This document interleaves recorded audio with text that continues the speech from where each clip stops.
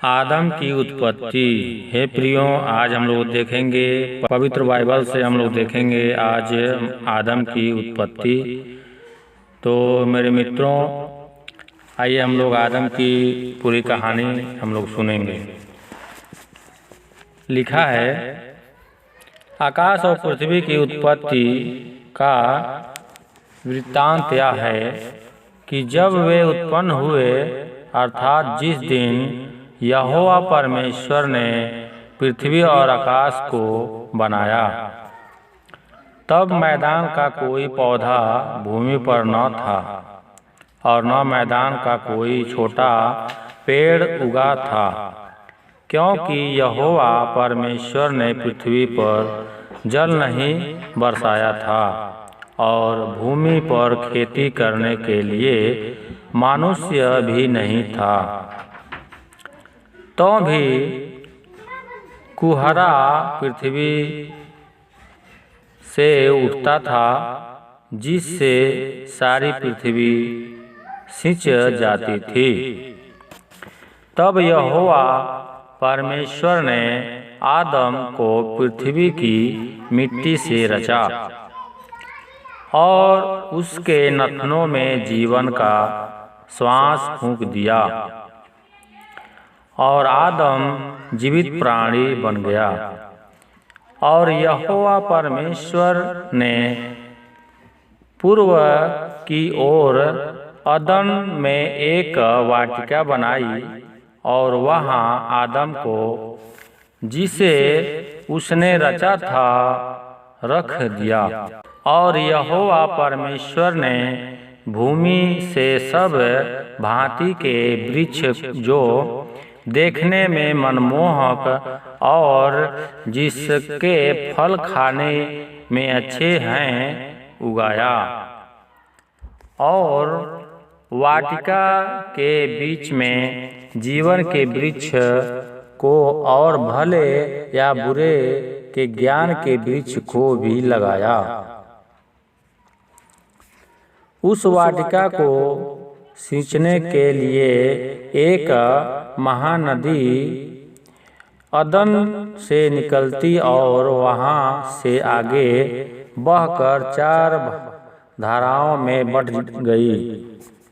पहली धारा का नाम पिसोन है और वह वही है जो हवीला नाम के सारे देश को, जहाँ सोना मिलता है, घेरे हुए हैं।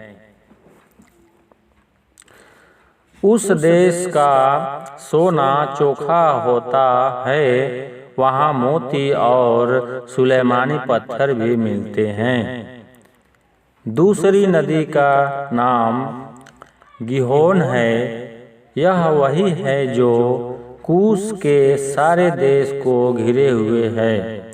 और तीसरी नदी का नाम हिगकेल है, यह वही है जो अश्शूर के पूर्व की ओर बहती है।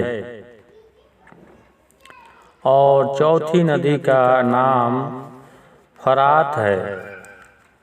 तब यहोवा परमेश्वर ने आदम को लेकर अदन की वाटिका में रख दिया कि वह उसमें काम करे और उसकी रक्षा करे। और यहोवा परमेश्वर ने आदम को यह आज्ञा दी, तू वाटिका के सब वृक्षों का फल बिना खटके खा सकता है, पर भले या बुरे के ज्ञान का जो वृक्ष है, उसका फल तू कभी न खाना, क्योंकि जिस दिन तू उसका फल खाएगा, उसी दिन अवश्य मर जाएगा। फिर यहोवा परमेश्वर ने कहा, आदम का अकेला रहना अच्छा नहीं, मैं उसके लिए एक ऐसा सहायक बनाऊंगा जो उसमें मेल खाए। और यहोवा परमेश्वर भूमि में से सब जाति के बनैले पशुओं और आकाश के सब भांति के पक्षियों को रचकर आदम के पास ले आया कि देखे कि वह उसका क्या क्या नाम रखता है। और जिस जिस जीव प्राणी का जो नाम आदम ने रखा वही नाम उसका नाम हो गया। अतः आदम ने सब जाति के घरेलू पशुओं और आकाश के पक्षियों और सब जाति के बनैले पशुओं के नाम रखें, परंतु आदम के लिए कोई ऐसा सहायक न मिला जो उससे मेल खाए। तब यहोवा परमेश्वर ने आदम को भारी नींद में डाल दिया, और जब वह सो गया तब उसने उसकी एक पसली निकालकर उसकी जगह मांस भर दिया। और यहोवा परमेश्वर ने उस पसली को जो उसमें आदम में से निकाली थी स्त्री बना दिया और उसको आदम के पास ले गया। तब आदम ने कहा, अब यह मेरी हड्डियों में की हड्डी और मेरे मांस में का मांस है, इसीलिए इसका नाम नारी होगा, क्योंकि यह नर में से निकली गई है। इस कारण पुरुष अपने माता पिता को छोड़कर अपनी पत्नी से मिला रहेगा और वे एक ही तन बने रहेंगे। आदम और उसकी पत्नी दोनों नंगे थे पर लजाते न थे। मेरे प्रियो, यह था आदम की उत्पत्ति। परमेश्वर ने किस तरह से आदम को बनाया और उसको क्या आज्ञाएं दी, और आदम के लिए परमेश्वर ने क्या किया, और आदम ने किस तरह से पशु पक्षियों हर एक जीव का जो परमेश्वर ने उसके सामने रखा उसका नामकरण किया।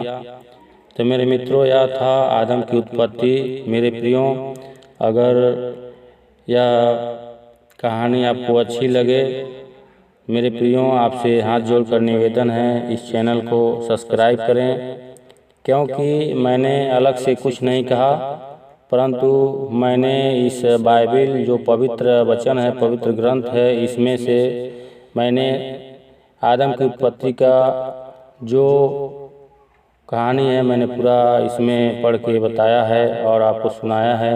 इस वीडियो को लाइक, सब्सक्राइब, शेयर ज़रूर करें मेरे प्रियों, ताकि मैं और भी वीडियो आपके बीच बना कर के ला सकूं। मेरे मित्रों, आपके घर परिवार के सलामती के लिए मैं प्रार्थना करता हूं कि परमेश्वर पिता जो स्वर्ग में हैं आपके घर परिवार को सलामत रखे और आपके बाल बच्चों को सलामत रखे, नौकरी में तरक्की दे। परमेश्वर आपको बहुत ऊंचा उठाए। और इसी वीडियो को समाप्त करते हुए मैं आपसे विदा लेता हूं। सबको जय मसीह मित्रों, सबको जय मसीह। आमीन।